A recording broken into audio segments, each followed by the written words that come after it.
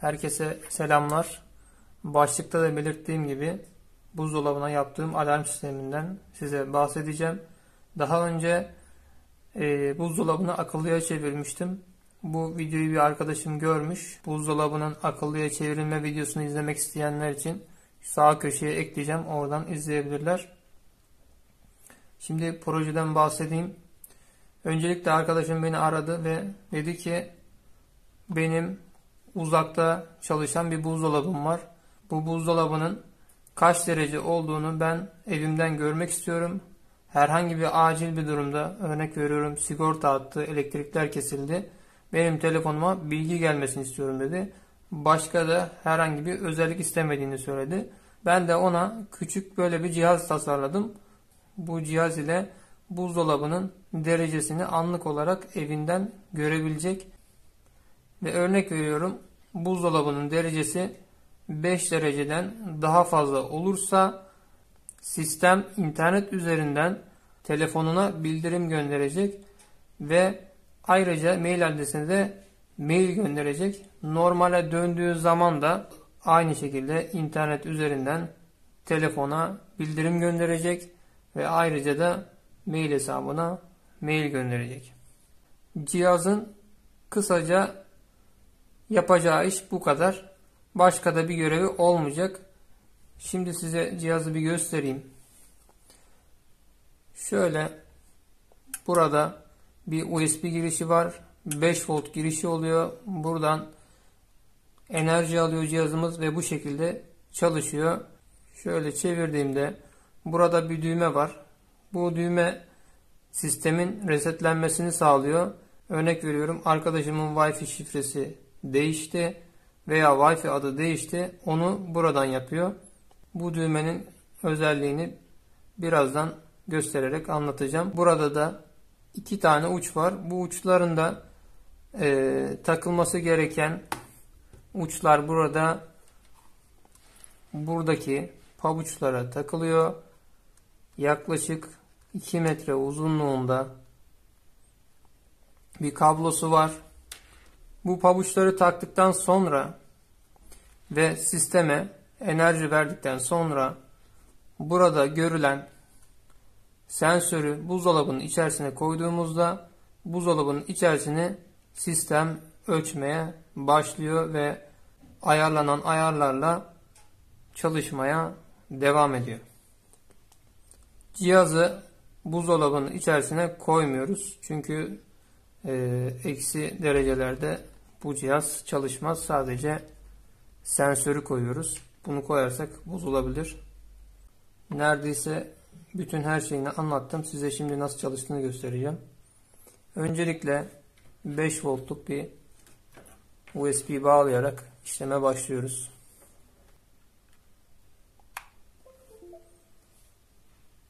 Evet. Bilgisayara bağladım ben. Bilgisayarımdan ses geldi. Bağladığıma dair.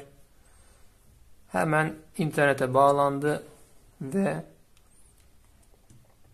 sıcaklık alarmı olduğunu söyledi. Çünkü evin sıcaklığı yaklaşık 30 derece. Şimdi ekranı da size göstereyim neler yazdığını. Öncelikle şu kırmızı yukarıdaki led uyarı anlamına geliyor. Şu anda sistemin sıcaklığının ayarlanan sınırı aştığını söylüyor. Şurada alarm sınırı var. Burada 3 derece standart olarak ayarlandım. Yani internet olmasa dahi cihaz açılıp kapanırsa 3 dereceye kendisi otomatik ayarlıyor. Dolap derecesi de şu anda şu sensörün ucunda bulunan dereceyi gösteriyor. Bunu buzdolabının içerisine koyduğumuzda eksi 10, eksi 15 hatta eksi 20 dereceye kadar, yani buzdolabını kaç dereceye ayarlamışsak o dereceyi de buradan görmüş oluyoruz. Şurada alt tarafında hemen bir kayar çubuk var. Buradan da alarmın kaç derecede olmasını istiyorsak, yani başta anlatırken söylediğim 5 dereceye getirebiliyoruz. Şöyle şu şekilde. Yani bu 5 derecenin üzerine çıkarsa dolap, o zaman sistem bildirim gönderecek ve mail adresimizde de mail gönderecek şekilde ayarlandı. Şimdi bir testini yapalım. Bu arada bu aşağıda da görüyorsunuz. Burada da ayarlanan zamanları yazıyor. Yani şu tarihte, şu saatte, şu dereceye ayarlandı diye gösteriyor. Bu uygulamayı da 2 telefon, 3 telefon aynı anda kullanabilir. Aynı anda hepsine alarm gelmesi de sağlanabilir. Bunun da bilgisini vereyim. Şimdi bir test yapalım. Şu anda 29 derece olduğu görülüyor. İçerisinin oda sıcaklığı şu anda bu. 29 dereceden ben yükselteceğim. 29 dereceyi değiştiriyorum. 40 derece yaptım. Şimdi bakın buraya bir bildirim geldi. Buzdolabı alarm. Dolap derecesi normale döndü. Neden böyle bir uyarı geldi? Çünkü 40 derece 29 dereceden büyük. Yani ayarladığımız dereceden aşağıda olduğu için oda sıcaklığı bize normale döndüğü uyarısını verdi. Şimdi ayar çubuğundan dereceyi düşürüyorum. Bakın eksi 17 verdim. Eksi 17 verdiğimde buzdolabı alarm, dolap sıcaklık alarmı diye bir uyarı verdi. Ayrıca da mail atıyor. Yani sistem ayarladığımız bir mail adresine mail atıyor. Bu mail adresini de bu aşağıdaki mail kutusunun içine girdiğimizde mail atmasını istediğimiz adresi girerek mail atmasını sağlıyoruz. Bunun normalde standart olarak 3 derece civarında durmasını tavsiye ediyorum. Genel olarak uygulamanın arayüzü, ayarları bu şekilde. Şu aşağıki kısımda da en altta bakın burada sırayla ne zaman alarm verdiği, ne zaman normale döndüğü yazıyor arkadaşlar. Bunun da bilgisini vereyim. Genel olarak uygulamanın kullanımı bu şekilde. Şimdi Wi-Fi adı ve Wi-Fi şifresine nasıl gireceğimizi göstereceğim. Onun için telefonu şöyle bırakıyorum. Şimdi Wi-Fi şifresini ve Wi-Fi adını resetleme düğmesine basarak değiştireceğiz. Bunun için öncelikle cihazın enerjisini kesiyoruz. Hemen USB kablosunu çıkartıyorum. USB kablosunu söktükten sonra cihazın üzerinde bulunan düğmeye basarak enerji kablosunu tekrar takıyorum. Ve 5 saniye kadar bekliyorum. 5 saniye bekledikten sonra sistem resetleniyor ve cihaz bir Wi-Fi alanı oluşturuyor. Bu Wi-Fi alanını da telefondan göstereyim size arkadaşlar. Şimdi cihazı kenarıya koyuyorum. Onunla işim kalmadı. Telefonumu elime alıyorum ve Wi-Fi ayarlarını açıyorum. Cihazın Wi-Fi ayarlarını açtığımda burada ilk kurulum adında bir Wi-Fi alanı oluştu. Buna giriş yapıyorum. Şifresi 1'den 8'e kadar rakamlardan oluşuyor. Bağlan diyorum. Bağlan dediğimde ayar sayfası açılacak arkadaşlar. Bu bazılarında otomatik açılır. Bazılarında böyle bildirim çubuğunu çektiğinizde yukarıda görülebilir. Bizde otomatik açıldı. Bu da eski bir telefon. Bunda açılıyorsa yeni telefonlarda kesinlikle açılır. Buradan en üst kısımdaki Wi-Fi kısmına tıklıyorum. Şimdi bize bağlanmak istediğimiz Wi-Fi ismini soruyor.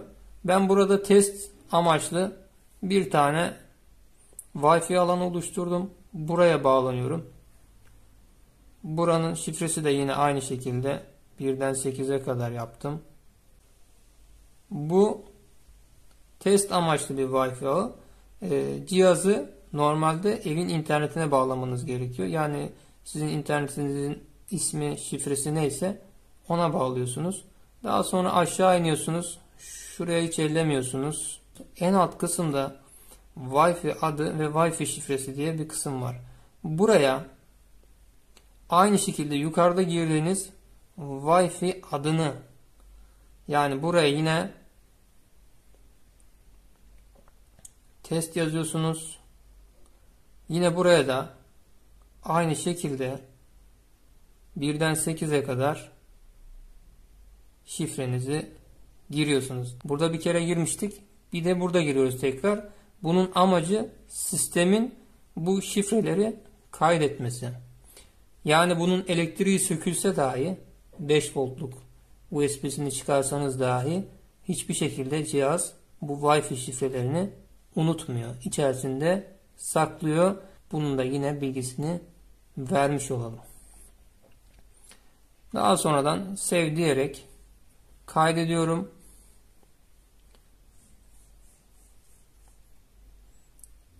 Şifremiz kaydedildi. Bakın buzdolabı sıcaklık alarmı diye bir uyarı verdi. Çünkü sistem yeni açıldığında evin içindeki derece 3 dereceden fazla olduğu için sistem uyarıyı verdi arkadaşlar. Ben şimdi uygulamaya tekrar geri dönüyorum. Bakın uygulamada yine Tamir Limanı YouTube kanalı ve altında da açılış saati ve alarm derece yüksek yazıyor. Bunun sebebi de dediğim gibi evin içerisindeki derece bu ayarlanan dereceden, alarm sınırından yüksek olduğu için. Bunu buzdolabının içerisine koyduğumuzda yavaş yavaş bu sağ tarafındaki derece düşecek ve düştüğü zaman da bu alarm normal hale geçecek. Buzdolabı normale döndü diye uyarı verecek arkadaşlar. Sistemin özeti bu. Bu cihazı buzdolabında kullanabilirsiniz. Evin içerisindeki derecenin sıcaklığını ölçmek için kullanabilirsiniz. Soğuk hava depolarında kullanabilirsiniz. Özellikle yani örnek veriyorum meyveniz var, sebzeniz var bir yerde, uzakta bir yerdeyse bu cihazla soğuk hava deponuzun derecesini an ve an görebilirsiniz. Eğer oradan herhangi bir alarm gelirse de gidip kontrol edebilirsiniz. Yazlıklarda kullanılabilir. Yazlıklarda buzdolaplarını bırakan gidenler oluyor. Yani bir hafta kadar gelmiyor, 2 hafta kadar gelmiyor. 2 hafta boyunca da sistem sıcaklığı ölçecektir ve size an ve an bildirecektir. Herhangi bir durumda da mail adresinize ve telefonunuza da bildirim gönderecektir. Endüstriyel alanlarda da kullanılabilir. Yani fabrikada herhangi bir cihaz varsa bu cihazın derecesini de ölçebilirsiniz. Ayrıca bu cihazı akvaryumlarda suyun sıcaklığını ölçmek amacıyla da kullanabilirsiniz. Bundaki sensör su geçirmez arkadaşlar. Bunun da bilgisini vereyim. Aklıma gelenler şimdilik bu kadar. Fakat bu cihazı çok yerde kullanabiliriz. Yani herhangi bir aletin sıcaklığını ölçüp bize an ve an bildirmesini istiyorsak bu cihazı oraya takabiliriz. Çok kolay bir bağlantısı var anlattığım gibi. Sensör ucunu istediğimiz yere koyabiliriz. Anlatacaklarım şimdilik bu kadar. Bunun yapımını da yakında kanalda paylaşmaya çalışacağım. Arkadaşıma teslim etmeden önce size bunu anlatmak istedim.